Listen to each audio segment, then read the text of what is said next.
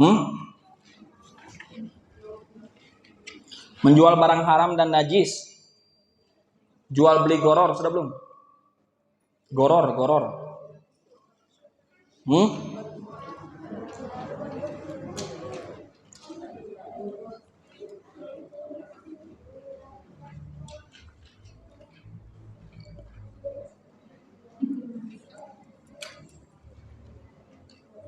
Sampai mana? Sampai goror ya? Oke. Bismillahirrahmanirrahim. Assalamualaikum warahmatullahi wabarakatuh. Ini jauh banget mic-nya. Upami dekat tarik ya. Mending begini. Salah benarnya. Mending dekat atau jauh? Jauh. Oke. Alhamdulillah hamdan katsiran thayyiban mubarakan fih kama yuhibbu rabbuna wa yarda. Asyhadu an la ilaha illallah wahdahu la syarika lahu wa asyhadu anna Muhammadan abduhu wa rasuluhu alladzi la nabiyya ba'da wa la rasula ba'da. Allahumma shalli wa sallim ala nabiyyina Muhammad wa ala alihi wa sahbihi wa man tabi'ahum bi ihsanin ila yaumiddin. Amma ba'du.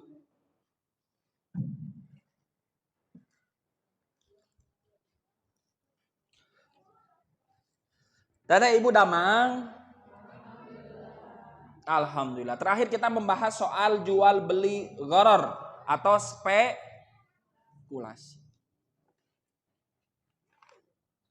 Sekarang kita memasuki jual beli dua transaksi dalam satu akad. Jual beli dua transaksi dalam satu akad.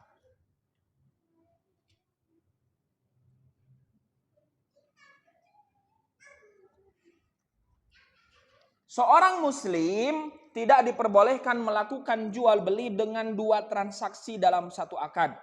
Akan tetapi masing-masing dilakukan dengan akad yang berbeda. Karena hal ini terdapat ketidakjelasan yang dapat mengantarkan kepada kerugian seorang muslim atau memakan harta orang lain tanpa hak. Ada beberapa contoh jual beli dengan dua transaksi dalam satu akad. Di antaranya, seseorang berkata, saya menjual barang ini kepadamu seharga 10 secara kontan atau 15 dengan bertempo.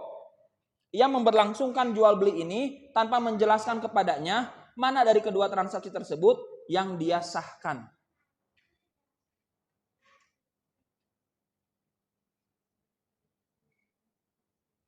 Contoh lainnya, seseorang berkata, saya menjual rumah ini kepadamu seharga sekian dengan syarat engkau menjual barang ini dengan harga sekian.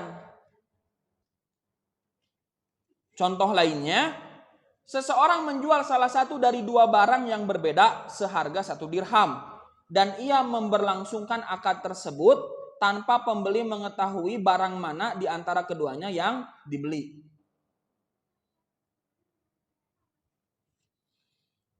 Larangan jual beli ini berdasarkan sebuah hadis yang diriwayatkan dari Nabi Shallallahu Alaihi Wasallam, annahu naha an bai'ataini fi bai'atin, bahwasanya beliau Shallallahu Alaihi Wasallam melarang dua transaksi dalam satu akad.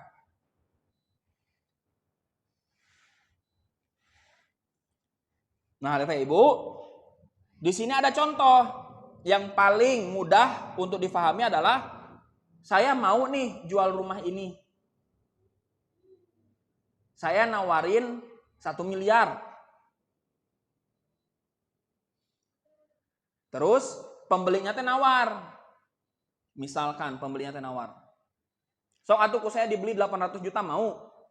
Terus kita yang ngejual rumah teh bilang, "Oke, saya jual ini 800 juta, tapi itu mobil kamu ku saya dibeli harganya 100 juta." Nah, itu jadi ada dua transaksi. Seperti ada dua akad dalam satu majelis. Dan itu tidak boleh, kata Ibu. Atau menggabungkan dua barang dalam satu pembelian, ya, tanpa pembelinya mengetahui barang mana dari keduanya yang dibeli. Contoh, ini boleh atau tidak? Bayar satu harga, dapat 3 pieces. Di mana yang dibayarnya? Dibayar dengan yang paling mahal. Itu masuk dalam dua transaksi dalam satu akad atau tidak, Ibu? Misal nih, Abi pernah nemuin promo baju kayak gitu. Bayar 1, dapat 3. Gitu kan? Tapi bayar satunya tuh yang mana? Bayar satunya adalah yang paling mahal harganya di antara 3 pieces itu. Maka kira-kira itu masuk dalam 2 transaksi di satu akad atau tidak?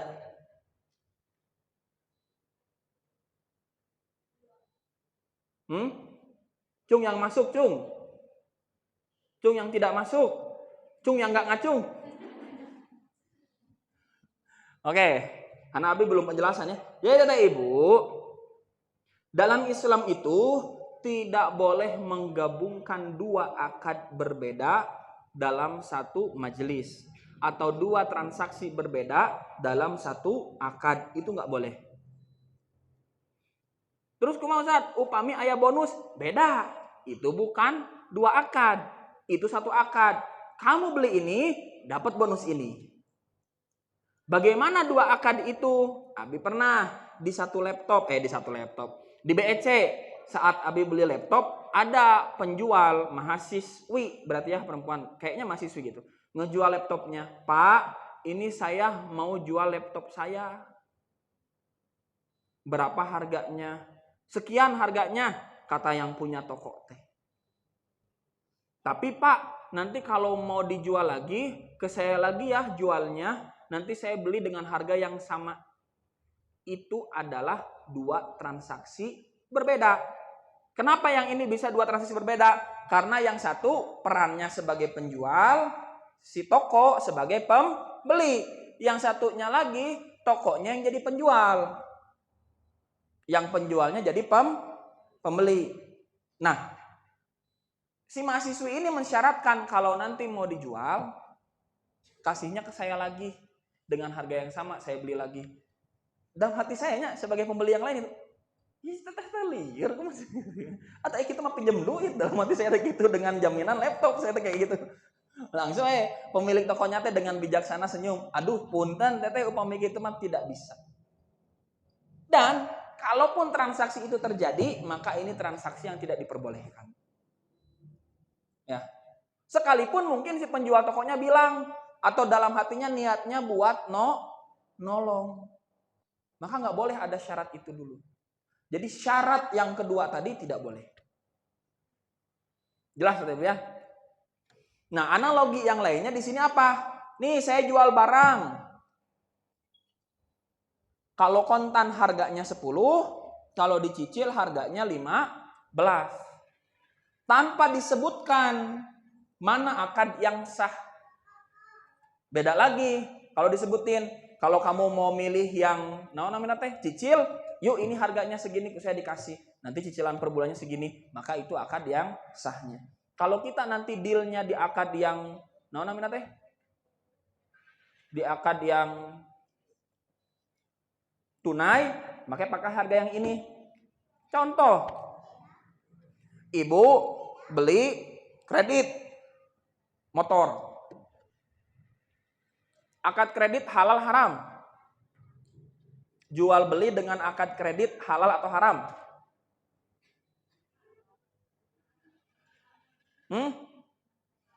Jual beli dengan akad kredit halal atau haram? Cung yang halal? Cung yang haram? Cung yang ngacung?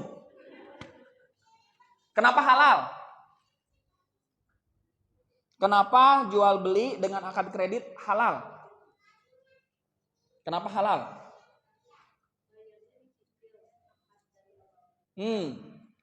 Karena sistem cicil itu dalam Islam boleh. Yang tidak boleh adalah akad riba. Atau akad yang tidak jelas disebutkan harga awalnya. Ongkoh kalau tunai harganya motor teh 25 juta. Terus dicicil. Dicicilnya teh per bulan misalkan 1 juta. Selama 36 bulan. Kok bisa harga dealnya 25, total cicilannya jadi 36? Itu tidak boleh. Tapi kalau dijelaskan di awal, kalau mau cicil harganya jadi 36. Sok ini tanpa ada penambahan apapun, tanpa ada denda apapun. Nanti kalau macet cicilannya, kita cari solusinya dengan cara dijual itu barang. Ya, nanti saya ambil modalnya aja. Atau dijual itu barang, nanti saya ambil sisa cicilan yang belum lunas. Itu boleh. Jadi ibu beli dengan akad kredit itu boleh. Jadi hati-hati, jangan dianggap semua yang kredit sama dengan riba, tidak. Ya, kalau akad kredit itu dihalalkan. Selama tidak ada Selama tidak ada unsur riba, tidak ada unsur goror, tidak ada suku bunga, jadi harganya flat dan tetap segitu.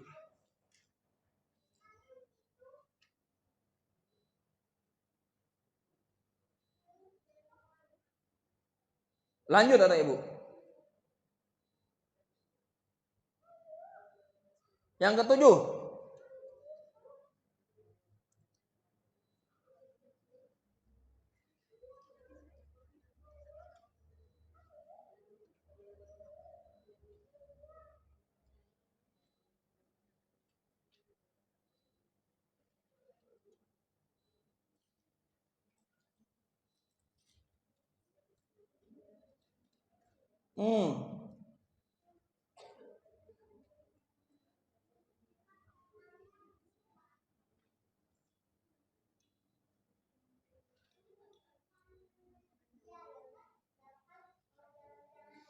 Yang ketujuh, jual beli dengan sistem urbun atau uang muka.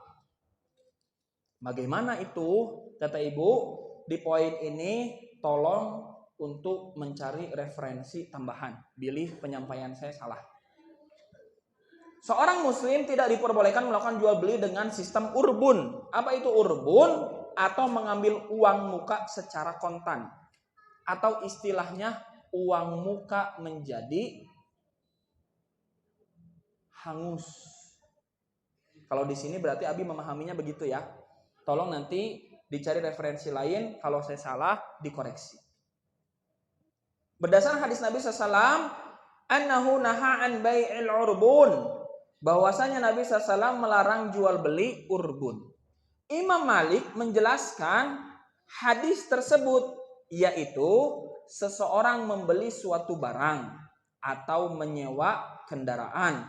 Lalu ia berkata, saya memberimu 1 dinar dengan catatan jika saya membatalkan jual beli atau sewa, maka 1 dinar yang telah saya berikan menjadi milikmu.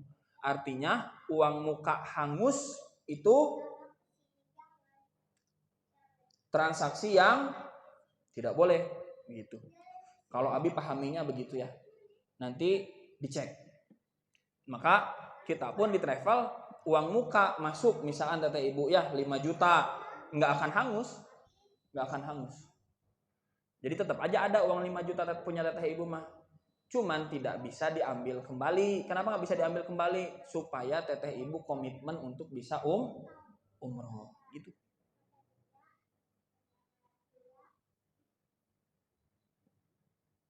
Gitu ya.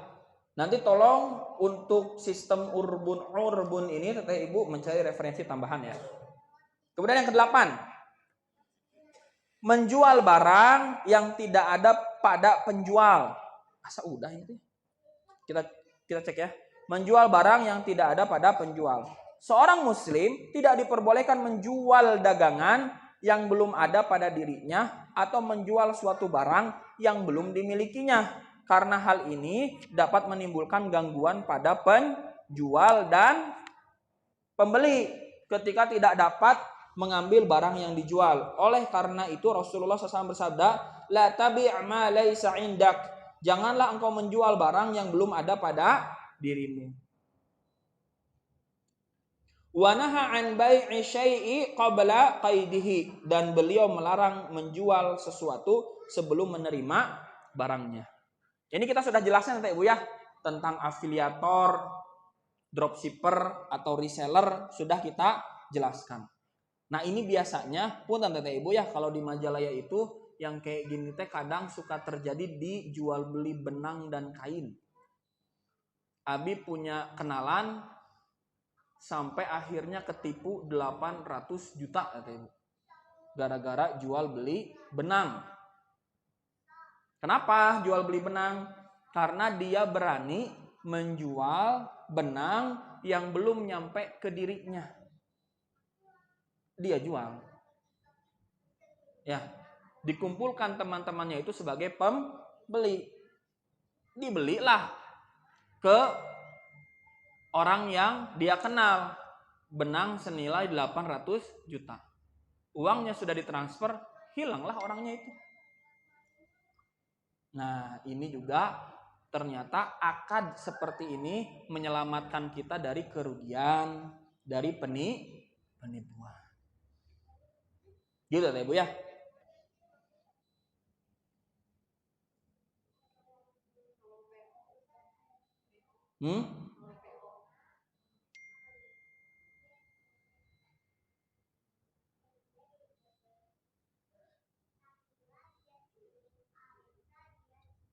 Apakah PO termasuk jual beli yang belum ada barangnya? Gitu ya. Oke, pertanyaan bagus. Mari kita cek. Karena di sini statusnya bukan barangnya belum ada, statusnya barangnya belum dimiliki oleh si penjual. Gitu ya. Mari kita cek Ibu ya.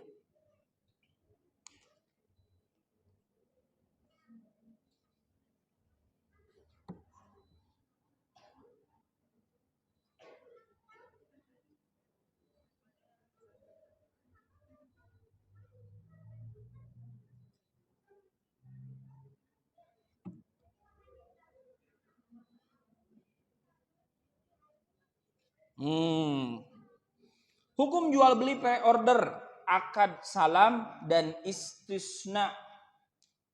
Hukum jual beli pre-order atau akad salam dan istisna. Para pembaca bimbingan islam.com yang memiliki akhlak mulia, berikut kami sajikan tanya jawab serta pembahasan tentang hukum jual beli pre-order, akad salam dan istisna. Selamat membaca.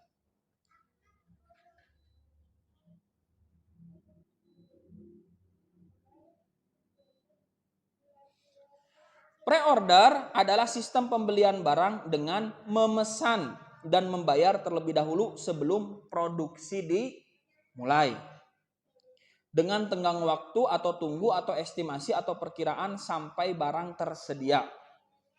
Jual beli jika dilihat dari waktu pemesanan dibagi menjadi 4. 1. Sama-sama tunai, ada uang, ada barang.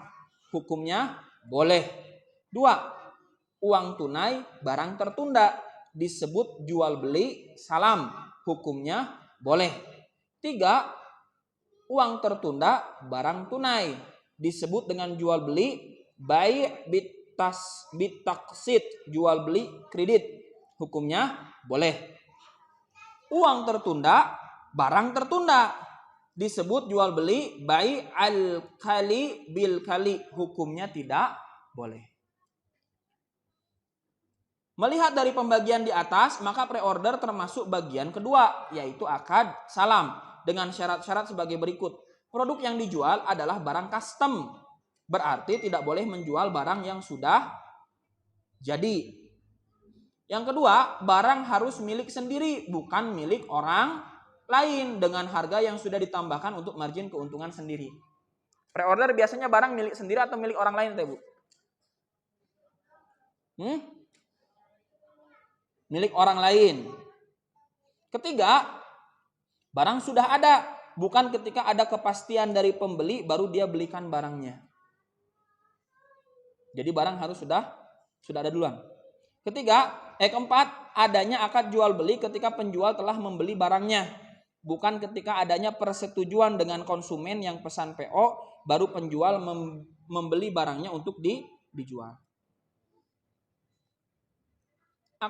Adanya akad jual beli ketika penjual telah membeli barangnya, bukan ketika adanya persetujuan dengan konsumen yang pesan PO baru penjual membeli barangnya untuk dijual. Nah, biasanya PO mah kan bayar dulu ya. Bayar dulu baru dibikin. Jika menawarkan barang di muka dan melakukan deal harga jual beli dengan konsumen sebelum mereka membeli barangnya dari supplier untuk menghindari kerugian dengan menyetok barang, maka jelas PO seperti ini dilarang. Nah, gitu. Jadi harusnya apa? Harusnya PO itu tinggal nunggu pengiriman aja. Gitu. Atau kalau mau PO-nya gimana? PO-nya tidak bayar dulu. Siapa yang mau pesan? A, B, C, D, E, F, G. Ya, misalkan total 10 pesanan. Ya nggak usah bayar dulu. Nggak usah bayar dulu. Abi pesan. Oke, dibikinin. Begitu barang udah jadi, baru dibayar. Kang gimana cenah? Ternyata yang PO nggak jadi. Ya itulah resiko penjual. Itulah resiko penjual. Maka ini menjadikan akhlak kita mulia. Kebayang nggak kalau kita ketemu orang yang nggak pernah mau rugi, akhlaknya bagus nggak? Itu. Ya. Tapi kalau kita ketemu penjual yang ngerti resikonya, kalau misalkan sesuatu terjadi, ya dia yang harus nanggung kerugiannya. Akhlaknya bagus nggak penjual kayak gitu? Nah, kita seneng nggak akhirnya jual beli terus? Bakal jadi langganan nggak kalau kita tahu ternyata ada kerugian, nggak ditanggungkan kepada kita sebagai pembeli, tapi ditanggungkan oleh dia si penjual sendiri. Bagus nggak akhlaknya? Nah itulah sistem, sistem pre-order yang sesuai akad salam tadi, itulah yang bagus. Gimana tadi akad salam tadi Ibu?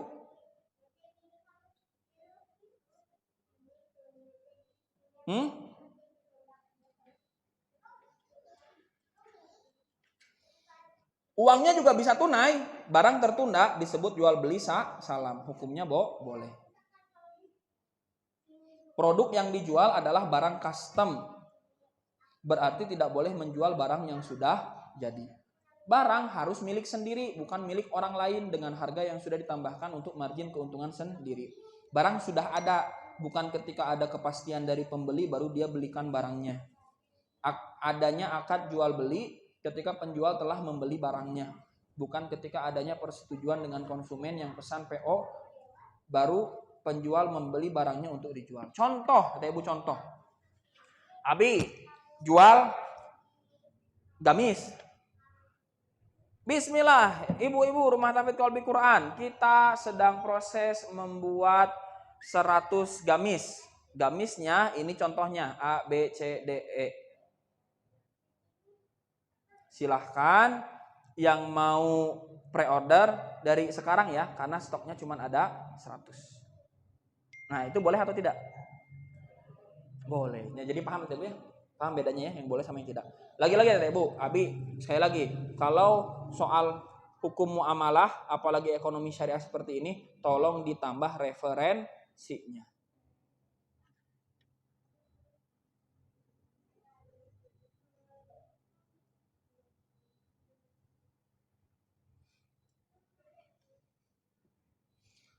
Adapun akad salam yaitu menurut para ulama definisi bai'us salam yaitu jual beli barang yang disifati dengan kriteria tertentu atau spek tertentu dalam tanggungan penjual dengan pembayaran kontan di majelis akad. Akad salam dibolehkan dalam Islam dan termasuk jual beli PO. Nah, berarti yang nggak boleh di sini benar-benar nggak diketahui kondisi barangnya seperti apa.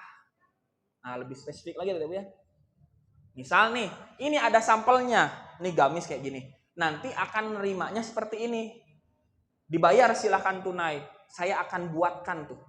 Karena sudah ada barangnya untuk jadi sampel, diketahui spesifikasinya.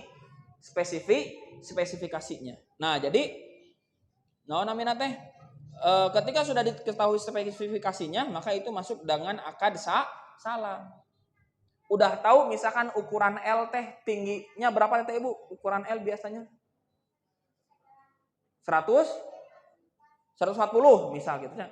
Udah tahu ukuran L itu 140. Nyampe ternyata 120. Tulisannya mah di belakang labelnya L. Berarti kan kita bisa komplain ya. Pembeli bisa komplain dan penjual pun menanggung kerugian. Kebayang nggak? Nah, kalau ternyata di sini dijelaskan lagi. Apa tadi? Dikatakan akad salam itu apa? Kalau speknya sudah jelas. Berarti sudah diproduksi belum? Speknya sudah jelas. Sudah diproduksi atau belum? Hah? Belum. Tapi ketentuan speknya sudah ada. Dengan syarat-syarat sebagai berikut, uang dan barang yang diserah terimakan merupakan harta yang halal. Maka tidak dibolehkan menjual belikan akad salam pada barang yang haram. Kemudian, objek jual beli merupakan barang yang berbeda jenis di dalam klasifikasi harta riba agar tidak terjadi riba fadl. Yang ketiga, penyerahan uang secara langsung di tempat akad, uang dibayar secara tunai, tidak boleh dicicil. Barang yang dipesan memiliki kriteria dan sifat yang jelas. Nah, berarti PO diperbolehkan selama speknya jelas, diketahui oleh kedua belah pihak. Jadi nggak ngawang-ngawang. PO yang nggak boleh itu adalah PO yang ngawang-ngawang. Menurut penjual mah begini, menurut pembeli mah speknya begini. Begitu deal akad, nah kieu barangna. Kan abi tos ngajelasin kieu. Oh, sugan abi mah kieu. Itu kan nggak jelas jadinya. Waktu penyerahan barang diketahui oleh kedua belah pihak pada saat akad. Adanya kejelasan waktu. Yang keenam, barang yang dipesan bisa diserah terimakan di mana kemungkinan besar bisa dipastikan persediaan barang atau pasar atau kebun pada saat jatuh tempo. Jadi saat waktunya panen ada barangnya. Nah, gitu ya, Bu ya. Jelas ya? Untuk yang PO. Mangga, ada pertanyaan lagi? Enggak, Ibu, ada pertanyaan lagi? Tidak ada? Oke, kalau tidak ada, Ibu. Selanjutnya adalah jual beli dengan sistem hutang dengan hutang. Gimana tuh hutang dengan hutang? Insya Allah kita bahas di pertemuan berikutnya. Subhanakallahumma bihamdika asyhadu an la ilaha illa anta astaghfiruka wa atubu ilaik. Sudah ditulis judulnya, Ibu ya?